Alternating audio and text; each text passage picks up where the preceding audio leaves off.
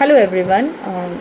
গৰিমা বয়ে সিদ্ধাৰ্থ শৰ্মাৰ ব্যৱহাৰ বা চৰিত্ৰৰ বিষয়ে কিমান দূৰ জানে সেইটো মই অৱগত নহয়, কিন্তু গৰিমা বয়ে যেতিয়া আমাৰ অসমবাসী ৰাইজৰ আগত অনুৰোধ কৰিলে যে সিদ্ধাৰ্থক একো নকৰিব, সিদ্ধাৰ্থ শৰ্মাৰ অবিহনে জুবিনদাৰ বহুতো আধৰুৱা কাম মই আগুৱাই লৈ যাব নোৱাৰিম। সেইবাবে অসমৰ মুখ্যমন্ত্ৰী ডাঙৰীয়াই যেতিয়া দিল্লীত সিদ্ধাৰ্থ শৰ্মাক লগ পাইছিলে তেখেতে এৰেষ্ট কৰিব নোৱাৰিলে। এতিয়া কথাটো হ'ল যে সিদ্ধাৰ্থ শৰ্মা যদিও বা জুবিনদাৰ মেনেজাৰ আছিল, তাৰ আগতে সিদ্ধাৰ্থ শৰ্মা কি কৰিছে? সিদ্ধাৰ্থ শৰ্মা এটা ইভেণ্ট কোম্পানীত, গুৱাহাটীৰ এটা আগশাৰী ইভেণ্ট কোম্পানীত কৰ্মৰত আছিলে আৰু তেখেতে শান্তিপুৰত তেখেতৰ ভাড়া ঘৰত অতিবাহিত কৰিছিলে আৰু লগতে তেখেতৰ মাকে ঘৰে ঘৰে গৈ মেহেন্দি আঁকিছিলে। আৰু ময়ো যিহেতু ইভেণ্টৰ লগত ৰিলেটেড আছিলোঁ, সেইবাবে তেখেতক মই ভালকৈ চিনি পাইছিলোঁ। বিৰাট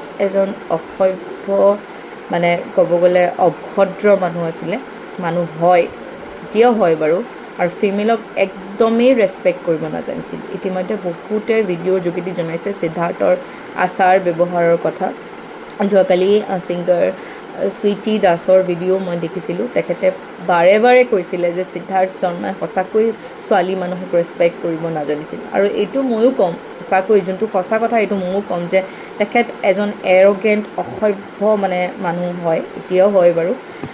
সেয়েহে নেক্সট কথাটো হ'ল যে তেখেতক উচিত তদন্ত তেখেতৰ ওপৰত হ'ব লাগে, হয় নাই?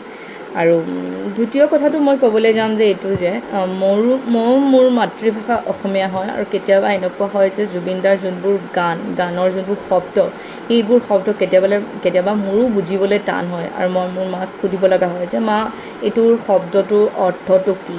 আৰু সিদ্ধাৰ্থ শৰ্মা যিহেতু তেখেত এজন অনা অসমীয়া, তেখেতৰ মাতৃভাষা অসমীয়া নহয়, তেখেতে জুবিনদাৰ গানৰ যিটো শব্দ, সেই শব্দৰ আৱেগ কেনেকৈ বুজি পাব?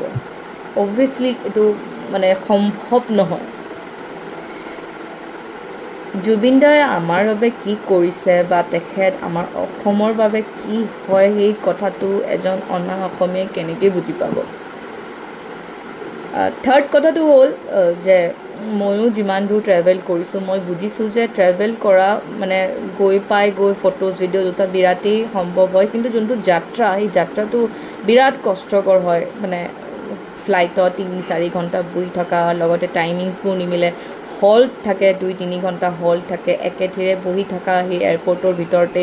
আৰু গৈ পাই তেখেতক একচুৱেলি ৰেষ্ট লাগিছিল। যোনদিনাখন তেখেতসকলে গৈ পালে, সেইদিনাখন তেখেতক হোল ডে' আৰু নেক্সট দিনাখন তেখেতক ৰেষ্ট লাগিছিলে, কাৰণ কি তেখেতৰ টোপনি ক্ষতি হৈছিল, আৰু লগতে তেখেতে দুদিনকৈ তেখেতৰ মেডিচিন যিটো আছিলে সেইটো স্কিপ কৰিছিলে। আৰু সেইটো কথা মেনেজাৰ সিদ্ধাৰ্থ শৰ্মাই জানিব লাগিছিল যে জুবিনদাৰ যিহেতু শৰীৰটো ইমান এটা সুস্থ নহয়, তেখেত অলপ দুৰ্বল, তেখেত অলপ উইক, তেখেতক অলপমান ৰেষ্ট, অলপমান ভাল খোৱা বোৱাৰ অলপমান কেয়াৰ লোৱাৰ যোনটো আছিলে, সেই কথাখিনি সিদ্ধাৰ্থ শৰ্মাই একদম গুৰুত্ব নিদিলে। হ'ব, আমি আহিছোঁ এতিয়া, এনজয় কৰিম, কি আছে আৰু। যোনদিনাখন তেখেতসকলে গৈ পাইছিলে, সেইদিনাখন তেখেতক ৰেষ্টৰ প্ৰয়োজন আছিলে, আৰু তাৰপিছত তেখেতসকলক ৰেষ্ট নকৰাই জুবিনদাক পুনৰবাৰ পাৰ্টিলৈ, ৰাতি সন্ধিয়া সেই পাৰ্টিলৈ লৈ গ'ল। আৰু নেক্সট দিনাখন কিমান বজাত সাৰ পাইছে এইটো মই ক'ব নোৱাৰিম, কিন্তু তেখেতসকলে 12-12:30 ভিডিঅ' ওলাই গৈছিল, ইয়থলৈ পাৰ্টিলৈ ওলাই গৈছিলে বুলি সেইটো আমি সকলোৱে জানিছিলোঁ। কিন্তু কথাটো হ'ল যে জুবিনদাক যিমানখিনি কেয়াৰ কৰিব লাগিছিলে সিদ্ধাৰ্থ শৰ্মাই সেইখিনি কৰিছিলনে? যদিও কৰিলেহেঁতেন, আজি আমি আমাৰ জুবিনদাক এনেকৈ হেৰুৱাব লগা নহ'লহেঁতেন।